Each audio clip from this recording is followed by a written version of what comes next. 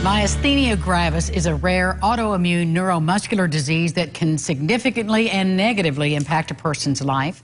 And here to tell us more about MG, neurologist Dr. Tashin Mazufar and Nancy Law, CEO of the Myasthenia Gravis Foundation of America. Welcome to Lifestyles. Thank you so much. So interested in hearing a medical working definition for MG, Doctor. Myasthenia gravis is a disease of the muscle, and it results in fatigable weakness.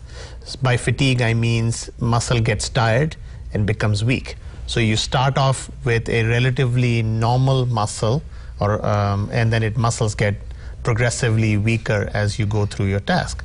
So a good example of that is somebody who is in the middle of a meal, gets tired of chewing, and is no longer able to chew. Somebody who's talking and is no longer able to finish a sentence. Or a eyelid which is open, and with repeated use, the eyelids get droopy and the eyes close up on you. And that's the hallmark of this disease. If you have fatigable muscle weakness, that is myasthenia gravis unless proven otherwise. And is it difficult to diagnose? It is, and partly because it's a rare condition, and partly because it's a variable presentation. So patients may only have symptoms in their eyes. Patients may only have symptoms in their chewing muscles, and they may go to a specialist in that area. So they may go to an eye doctor, they may go to an ear and nose throat doctor, they may go to a pulmonologist if breathing difficulty is the only problem they're having. And because it's a rare condition, a lot of family practitioners, even regular general neurologists, may not be thinking of this disease, and that results in diagnostic delays, and unfortunately that results in therapeutic delay.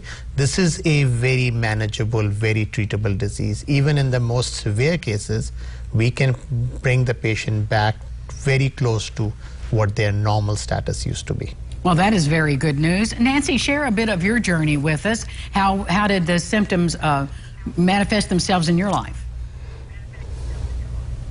So I was diagnosed 22 years ago, and the first really noticeable symptom was I was at a conference and I was unable to speak. I would start a sentence and I couldn't seem to finish it. I had, I think, pretty much all of the symptoms as they continued to mount that Dr. Mazufar described. And I was scared. I knew something was going on. I knew enough to know they were neurological symptoms, but not necessarily what it was. Wow, that had to be terribly frightening for you. Doctor, what are the treatments? You said this is a manageable disease. What can patients do?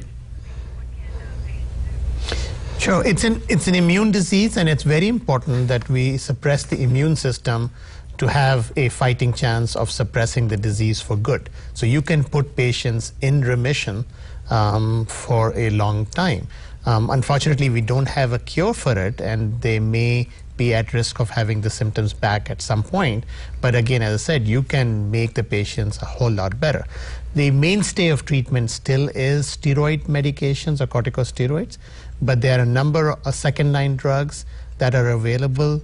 We use injectable medications if the patients are really severe or they have life-threatening conditions. And there are now injectable biological agents that we can use. It's also a disease where there's an incredible number of clinical trials going on looking at existing drugs or novel treatment options for treatment of myasthenia gravis. Well, that is good news. Nancy, where can you send our viewers for more information? Well, please go to the MGFA's website, myasthenia.org. We have a wealth of information about the disease. And also, Alexion Pharmaceuticals, who is helping with promoting awareness of MG during this month, has a site with tips and tricks for how you can best work with your doctor. And it's talkgmg.com. Thanks to you both for this wonderful information. Appreciate it. Thank you, Angie. Thank you, Angie. And we'll be back with more Local Lifestyles right after.